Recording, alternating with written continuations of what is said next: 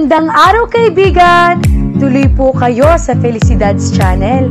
Sa mga kwento ng buhay at pag-ibig na hinalukay sa natatagong baul ni Felicidad. Pero bago po tayo magpatuloy, huwag niyo pong kalilimutan na i-like ang video, i-subscribe ang channel, at i-click ang notification bell para lagi kayong updated sa mga parating pa na upload.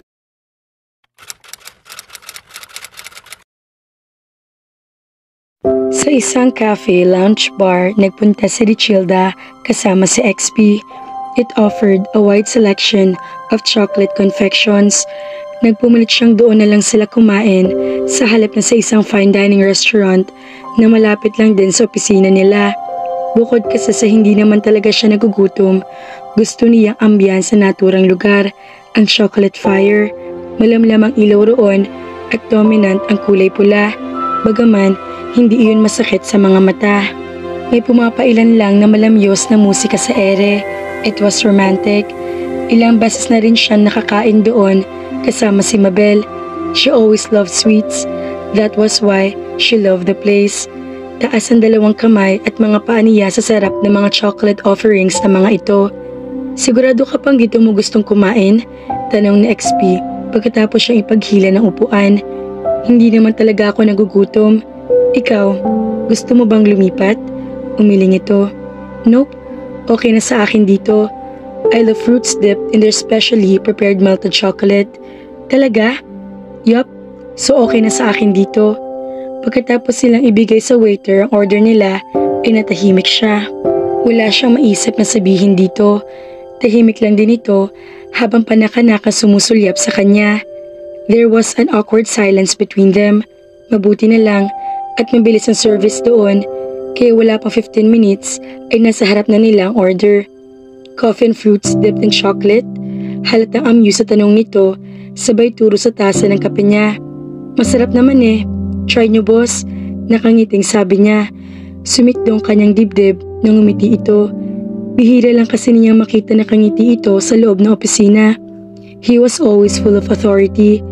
Pero kung madalas naman sila nanginingitian nito, baka wala ng babaeng kaopisina niya ang makapagtrabaho ng maayos dahil tititigan na lang ito buong maghapon. Sige nga, patry. Hindi niya alam kung ibibigay ba niya ang tasa ng kape niya dito o tatawagin ng waiter para umorder ng panibago. Bago pa siya makapagdesisyon, ay nahila na nito ang tasa niya at sumisim doon, sabay subo sa sariling order na fruit dipped in melted chocolate. Napalunok siya sa ginawa nito. Naman, sana prutas na lang ako. Hoy, wag. Wag kang kire. May boyfriend ka na. Sita sa kanya na kabilang bahagi na isip niya. Masarap nga. Ibinalik na nito sa kanya ang tasa ng kape niya. Pilit na pinakalma niya ang puso niya na hyperactive sa pagpintig ng mga sandaling iyon. Get a grip, girl. May boyfriend ka na. Paalala uli niya sa isip. Kaswal niyang kinuha ang kape. Sabi ko sa inyo boss eh. Drop the boss. Wala naman tayo sa opisina. Sige po, wala pong problema. Also po, kanina hindi mo naman ako pinopo. Saka hindi naman siguro tayo nagkakalayo ng edad. Sige po. Sige. Ngumiti ito. Good. Sumubo ito bago muli nagsalita. Malayo bang uuwian mo? Malapit lang po. Pinandilatan siya nito. Malapit lang. Saan malapit? Mandaluyong. Sa Makating office nila, kaya isang sakay lang ng bus ay nasa bahay na siya. Mula na maging supervisor siya, nasanay na mga magulang niya na inuumaga siya na pag-uwi.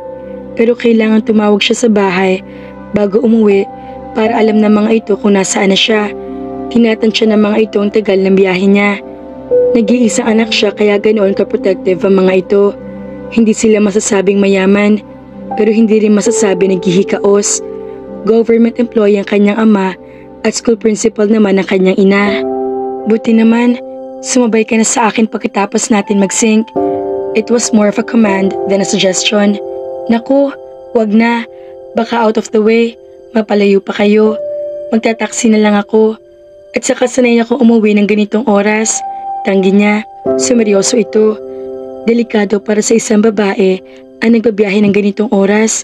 Kapag inuumaga pala tayo, Mag-isa ka lang bumabiyahe? Tumango siya. Minsan may sundo ako.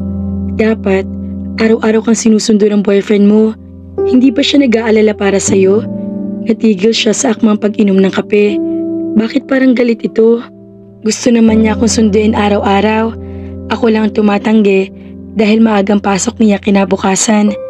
Kahit na, mamaya sumabay ka na sa akin. Anito, sa maotoridad na tono. Napatungo na lang siya.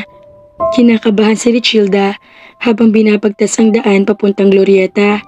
Papasok na sana siya sa opisina nang tumawag si Marvin at nakiusap na kung pwede raw sila magkita at emergency lang daw. Pumayag siya. Sa shaky sila na pagkasundo ang magkita. Malayo pa lang ay natanaw na agad niya ito. Hindi masasabing gwapo si Marvin pero may dating ito. Maganda rin itong magdala ng damit. Aminado siyang wala itong panama kay XP kung hitsura lang ang pag-uusapan. She shook off the thought and continued walking. Tumayo agad si Marvin na makita siya. Humalik siya sa pisngi nito bago naupo. Nahalata niyang uneasy ito at hindi makatingin sa kanya ng diretsyo. Sa tagal na nila magkaibigan at magkasintahan ay kilalang kilala na niya ito. Marvin, may problema ba? Bungad niya rito. May pagkain na sa mesa pero hindi pa iyon nagagalaw. Kinuha nito ang baso ng tubig at uminom. Wala naman. I just wanted to spend some time with you. Anito pero hindi makatingin sa kanya. Tumaas ang isang kilay niya. Duda siya sa sagot nito. Yung totoo, alam ko may bumabagabag sa'yo. Kilala kita. Bumuntong hininga ito. Richilda, hindi ko alam kung paano ako sisimulan. I swear, hindi ko intensyong saktan ka. You know I will not do anything to hurt you, but kumunot ng noon niya. Kapag ganun napapa-English na ito, ibig sabihin niyon ay malaking problema nito. Magsimula ka sa kaya mong simulan, sabi niya. Magkaibigan na tayo, bago pa man naging tayo, hindi ba? Nakakanot-noo pa rin siyang tumango. Kinuha niya ang baso ng iced tea at uminom. Nang maibaba niya iyon sa mesa, ay tiningnan niya ito at inudyukan na magsalita. Pagkatapos ng isa pang buntong hininga, nagsalita na ito. I don't think dapat pa nating ituloy ang relasyong ito. Komportable tayo sa isa't isa, pero sa tingin ko, wala tayo ng kung ano man ang meron sa isang babae at isang lalaki na nagmamahalan. Hell, we couldn't feel any spark between us from the very start. The only reason why we're still together because we are friends and we respect each other. Kaya sa tingin ko, mas makabubuti maging magkaibigan na lang tayo. Dire-diretsyong litanya nito. Hindi siya nakahuma sa mga sinabi nito. Ito naman ay tila naghihintay ng reaksyon niya. Pinakiramdaman niya kanyang sarili. Oddly, she felt nothing. Her ego was definitely hurt, but her heart was intact. Naalala tuloy niya ang madalas sabihin sa kanya ni Mabel na platonic love ang mayroon lang sila ni Marvin. Ng mga sandaling iyon, parang gusto na niya maniwala kay Mabel. Dahil kung mahal nga niya si Marvin sa romantikong aspeto, bakit wala siya makapangsakit? Masyado lang ba talaga siyang nasanay sa presensya nito sa buhay niya, kaya inakala niya na nag-iba ng level ng pagmamahal niya dito? Pagkalipas sa ilang sandali, ay tiningnan niya ito ng diretsyo sa mga mata. Bakas ang pag-aalala sa mga mata nito at isa pang klase ng damdaming hindi niya mapangalanan. Ngumiti siya para ipanatag ang loob nito. Grabe ka naman. Hindi mo muna ako pinakain bago ka nakipag-break. Magaan na biro niya rito. Nagulat man ito na madali para sa kanya natanggapin ang pakikipagkalas nito. Nakita niya sa mga mata nito na nakalalamang ang relief. Then she saw something in his eyes. Matama niyang tinignan nito. Marvin, in love ka ba? Curious sa tanong niya. Tumawa ito ng alanganin. Sabay iwas ang tingin. Kakaiba ka talaga. Heto ako at hindi malaman kung paano makikipag-break sa'yo. Tapos, bigla mo nalang itatanong kung in love ako. Umiling-iling pa ito. Pero alam niya magaan ang loob nito dahil alam nitong okay na sa kanyang lahat. So, in love ka nga. Parang gano'n na nga pag-amin nito. Lalo niya napatunayan sa sarili niya na hindi siya in love dito. Nang sa halip na masaktan ni parang excited pa siyang malaman kung paano ito na in love. Lumapit siya sa tabi nito. O sige, break na tayo. Pero kwentuhan mo ako tungkol doon. Bakit parang hindi ko malang nahalata nagtataksil ka sa akin? Hindi ito nakahuma agad sa sinabi niya. Ganoon lang yun? Walang mahabang speech? Walang drama? Hindi makapaniwalang tanong nito sa kanya. Napangiwi siya. Pero anong magagawa niya? Hindi talaga siya nasasaktan. Sa kaniyang drama-drama na yan, magkwento ka muna. Sabi na lang niya. Napailing-iling ito. Oh, kumain ka muna. Baka sabihin mo, ginugutom kita. Tinanggap niya ang iniabot nitong plato. Oo nga pala, 'di ba? May pasok ka mamayang gabi? Tanong nito kapag kuwan. Ngayon mo lang naisip yan, pagkatapos mo akong pag-alalahanin? May pa-emergency ka pang nalalaman? Makikipag-break ka lang pala. Pang-umaga po ako ngayon at dahil sa'yo, absent na ako. Kunwari ay naiinis sa sabi niya rito. Napakamot ito sa ulo. Sorry, akala ko kasi panggabi ka ngayon. Anito, okay lang. Magte-text na lang ako sa boss ko para sabihing absent ako ngayon. Magkakwentuhan na lang tayo tungkol sa pagtataksil mo sa akin. Oy, hindi kita pinagtaksilan. Hindi pa kami. Plano ko pa lang siyang ligawan. Hindi ko kaya mamangka sa dalawang ilog. Iisa lang ang bangka ko. Funny, nangaasa na sabi niya dito.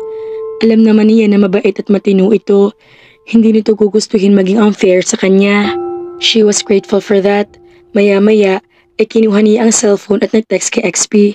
Idinahilan niya may kailangan siyang puntahan na emergency kaya hindi siya makapasok.